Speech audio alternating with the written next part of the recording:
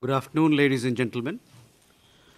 I welcome you to this special briefing by Foreign Secretary Sri Vinay Quatra on the ongoing state visit of the Prime Minister of Greece.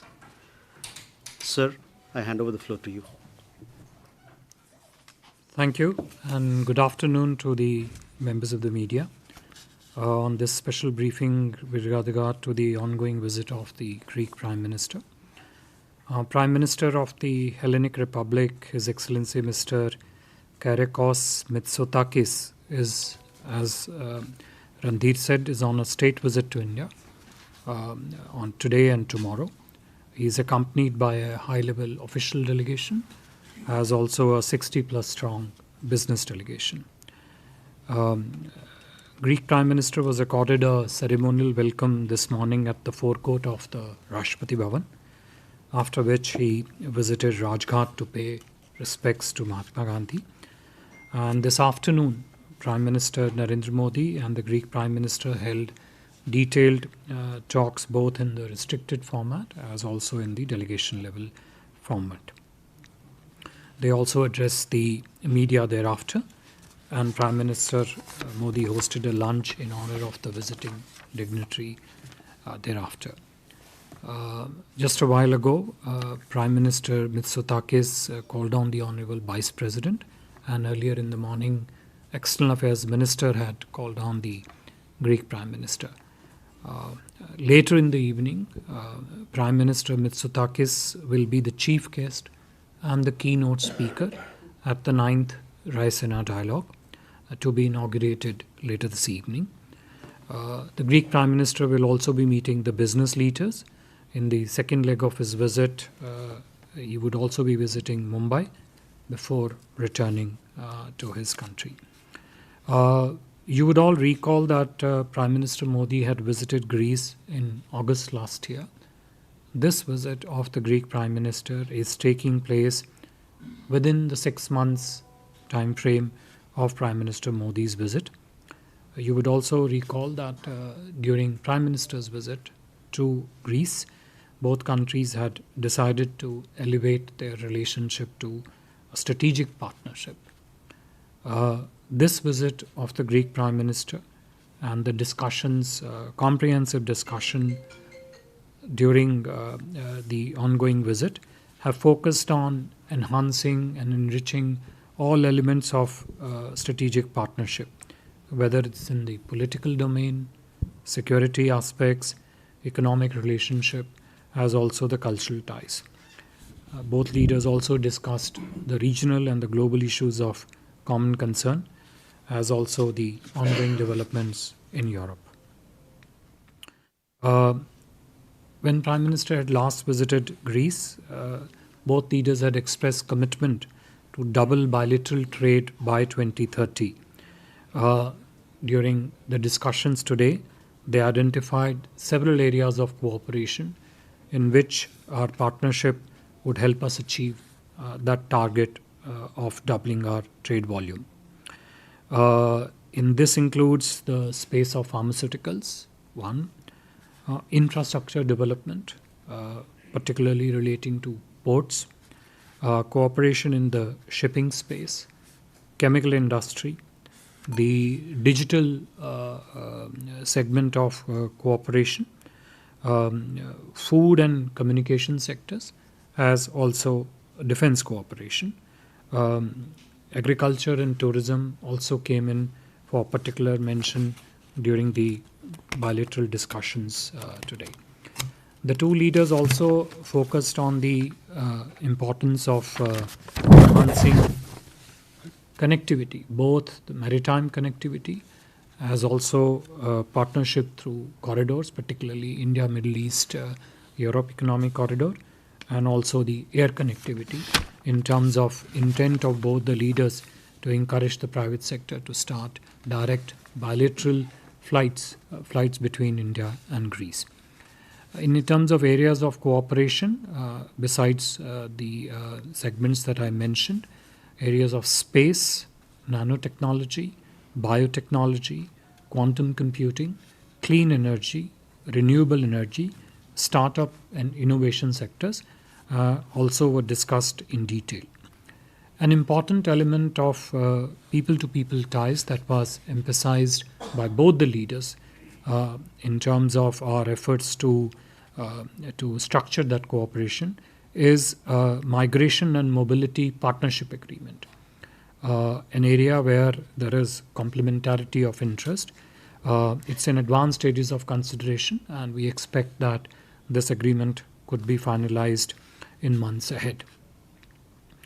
There was also a focus on cultural cooperation between the two sides, both in terms of enhancing the cross-cultural collaboration, protection and preservation of the cultural heritage, and also enhancing cooperation in terms of the academic institutions between the two countries.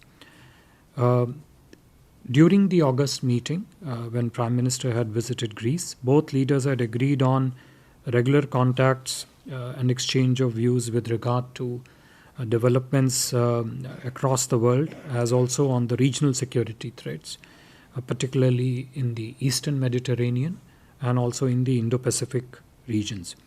As a follow-up to those decisions during the August visit, the two national security advisors have subsequently met and are progressing their conversation on matters of security interest between the two countries, as also how they impact both countries based on the developments elsewhere in the region.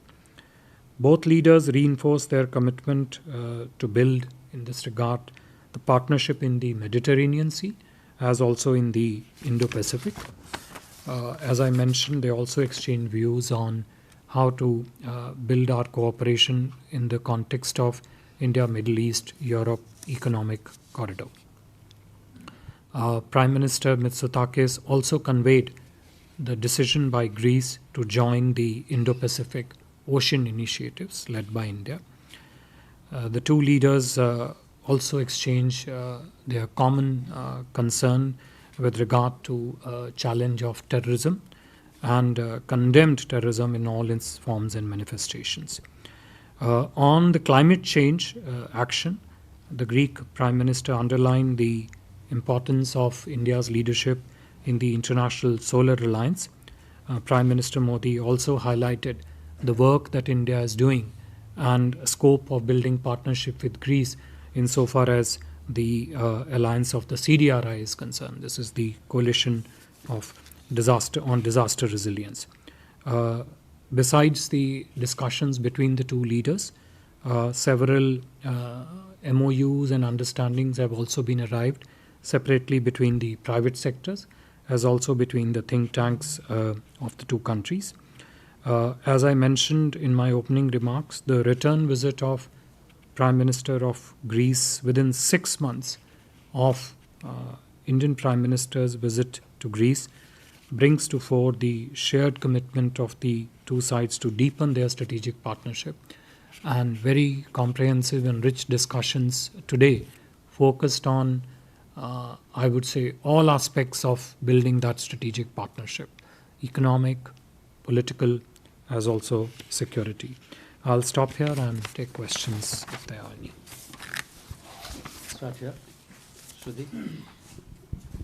So, Shruti Ranjan from Bloomberg. So, you mentioned about IMEC port infrastructure figuring in the Prime Minister's, the leaders' discussion. If you could give us any details about whether any particular ports have been identified, and if it will be a government-to-government contract or if there is a private sector, if so, who, and the format of it, and the contours. Thank you, sir.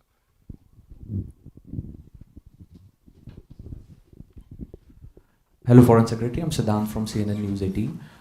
Sir, Prime Minister of Greece, in his remarks, said that Indian companies are investing in Greece.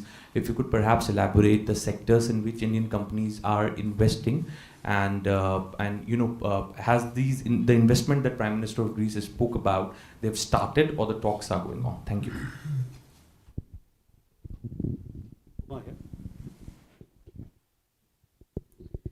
So sir. I'm Huma Siddiqui from the Financial Express. You mentioned that the talks also featured on defense and space.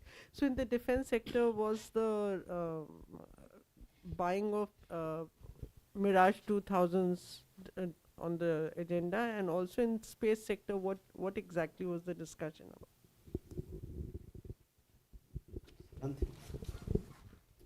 So Siddhant from Vion, were there any discussions on specific ports? The Piraeus port, was there talks between the two sides? Foreign Secretary Rishabh from Times Now. So, as you mentioned, mobility has been discussed as well as academic institutions have been discussed. If we can have a clear picture whether the academic institutions, they are public. For example, we have opened some IITs in overseas campuses. Are there any discussions about that? And when it comes to mobility, anything that students can expect between India and Greece?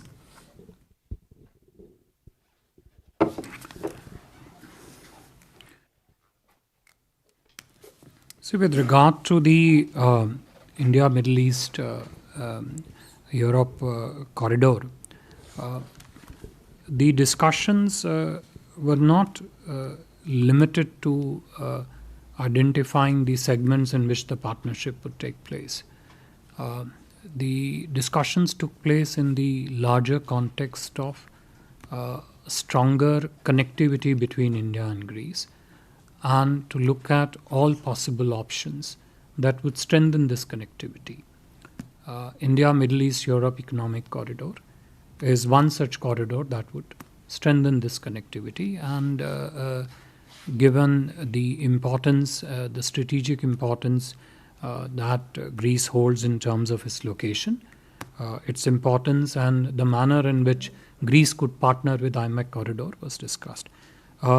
Going forward, as the specifics of this will get fleshed out, naturally it would have to focus on the ports, which would form part of such its connectivity with this corridor. It would also have to look at the enabling provisions which happen through G2G agreements, and naturally there will have to be a private sector partnership also in these things. So I don't think the discussions were not in an exclusive frame of reference that this is excluded, this is included. It was all encompassing, with the direction being positive and comprehensive. With regard to the investments reference by the Greek Prime Minister, a significant Indian business presence is already there in Greece. So whether you take the field of pharmaceuticals, or you take the field of chemicals, or you take the field of infrastructure, these are the areas in which Indian companies already have a strong economic presence in Greece. The two leaders, and that is perhaps also the intent behind the strong business delegation accompanying the Greek Prime Minister, the two leaders identified new areas in which this economic presence could be built. I mentioned to you the startup and the innovation sector. I mentioned to you the quantum part. I mentioned to you the nanotechnology and the microelectronics. So, for example, microelectronics and nanotechnology and the quantum computing, there is a fair bit of strong presence of institutions relating to these sectors in Greece.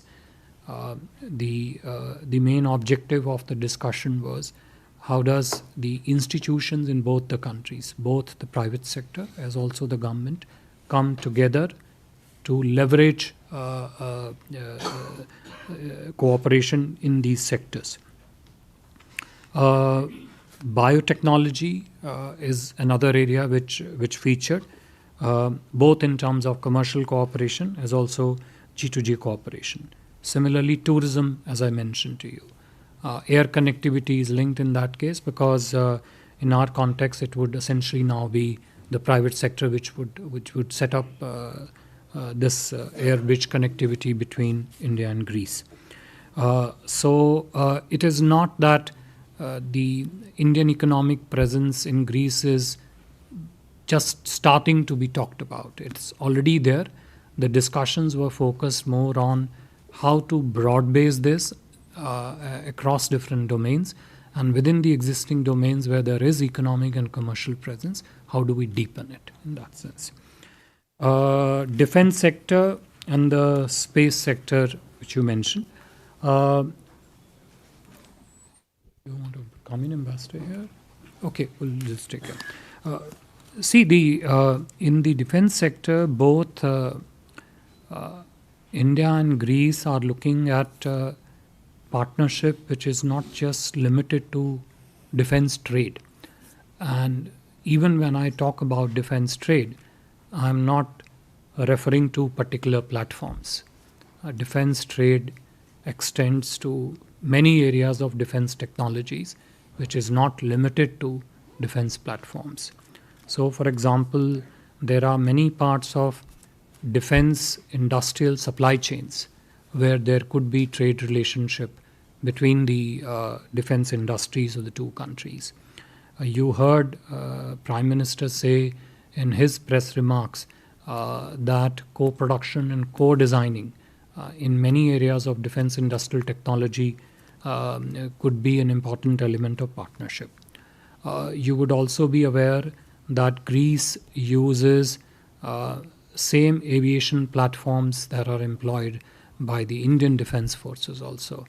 Clearly, the interoperability and those commonality of the platforms enables defence force to defence force collaboration.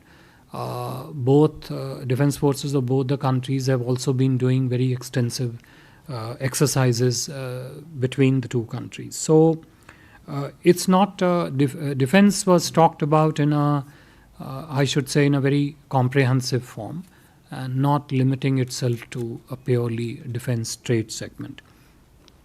With regard to the space sector, Prime Minister Modi highlighted to the Greek Prime Minister India's core competencies and capabilities and strengths in this area. And the Greek Prime Minister acknowledged it and did say that insofar as running a strong space sector on budget is concerned, Greece would definitely be, it would definitely be of interest to Greece. So we are looking at collaborations in those areas. Again, a space is a sector within which you have several sub-segments which are heavily technology dependent, industry reliant, and I think the private sectors on both sides could partner in those areas. Specific ports were discussed or not. I think you see when they discussed cooperation in the context of connectivity, when they spoke of the need for that connectivity, the discussions were not, as I said, limited in one particular context. So while no specific ports came up in the conversation, the idea was that how exactly do you enhance strategic connect between the two economies through the India, Middle East, Europe Economic Corridor, and in that context, if you have to use particular ports, what would be the framework of such cooperation in the port sector, in the logistics sector, in the shipping aspect of it. So no specific ports as such came up for discussion. Mobility partnership. The discussions clearly brought out, discussions between the two leaders clearly brought out the areas in which there is complementarity between the two economies, where the two economies could harvest the benefits through the mobility partnership agreement. Skilled manpower across various domains is one element of it. The sectors of construction, agriculture, the reference to what you mentioned about students. The students per se didn't come up, but as and when the university linkages between the two countries get strengthened, And as more and more Indian students, for example, were to travel to Greece to study, then the post-study placement of the students and how they connect with the domestic economy and their presence in the country, those would hopefully all get covered in the mobility partnership agreement. I must mention that agreement is still under negotiation. It has not been finalized. So I at this stage cannot identify for you the specific segments that will be covered. But you heard about it in the remarks by the Greek Prime Minister. And this also was a very they spent considerable time, both leaders spent considerable time discussing this element of India-Greece cooperation. So we have a question here, my friend. No? Yes. Suhasini. Foreign Secretary, this is Suhasini Haider from The Hindu. I just wanted to pick up on your answer to Siddhant's question. It is now, this month will mark 6 months since the IMEC proposal was launched at the G20 summit. In that MOU, it says very clearly that the parties would meet within 60 days to take forward the contours of the MOU. Of course, since then, the conflict has broken out with Israel and Hamas in Gaza. And it seems as if on the ground, there doesn't seem to have been much movement either in terms of the meetings on IMEC or in terms of taking some of these proposals forward. I wanted to ask if the Prime Minister and Greek Prime Minister Mitsotakis actually discussed the situation when it comes to the conflict in Gaza, because that continues and continues to hold up the IMEC proposal, and whether they discussed possibly diverting the IMEC route around Israel so that they can take it forward while the conflict still ensues. Kadambini. Kadambini Sharma from NDTV. Sir, ये direct flight शुरू करने की बात है, इसका time frame क्या है? And there. Yeah, Foreign Secretary, this is Raghavendra Verma from ZDF, German television. So you mentioned pharmaceuticals being discussed. This is also a subject, if you can elaborate on that, because then there will be India-EU free trade agreement, which is under discussion. Then before that is India with the other 4 countries, including Switzerland, and there the data exclusivity is being discussed. So can you elaborate if with the pharmaceuticals exactly what came up with the Greek Prime Minister? Abhishek. Hi sir, Abhishek Jha from CNN News 18. My question is regarding this direct air connectivity. 6 months ago, also the 2 leaders had talked about it, and so could you give us some timeline as to when we can expect there will be some direct flight between India and Greece? And there. Hello sir, this is Vishu from ANI. Sir, in higher education sector, can we expect any participation from Greek universities? Can we expect any campus of Greek universities here or vice versa?